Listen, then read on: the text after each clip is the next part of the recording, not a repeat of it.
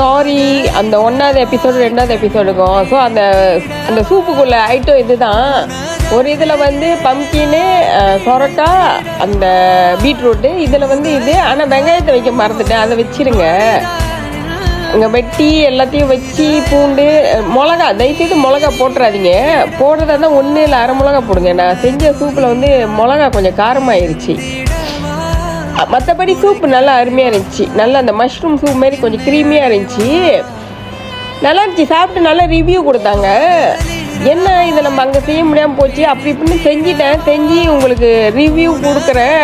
2 பேர் சாப்பிட்டு காட்டுவாங்க பார்த்துங்க. ஆனால் காரமாக இருக்குது. அதனால் வந்து என்னமாரி மிளகா போட்டுறாதீங்க. போடுங்க, அரை மிளகா போடுங்க, இல்லைன்னா அறவே போடாதீங்க. ஏன்னா நம்ம பிளாக் பப்பை அதில் ஆட் பண்ணிக்கிட்டாலே போதும்.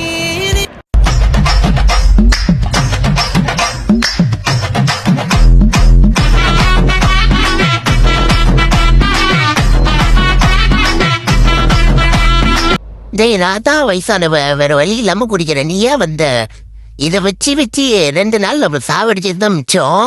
இந்த சூப்பை குடிக்கிறதுக்கு நம்ம சும்மா கிடக்கலாம்னு நினைக்கிறேன். இதுக்கு தான் 2 நாளாக நம்மளை இழுத்து அடிச்சு எபிசோட் 1, 2 செஞ்சு 3rd எபிசோட வச்சு செஞ்சுட்டாங்க. இதை வர சொல்லிட்டே ரிவ்யூ வர கொடுக்கணுமா? ஆனால் அவங்களுக்கு நல்ல கிரீமியாக எப்படி இருந்துச்சுன்னு எனக்கும் தெரில.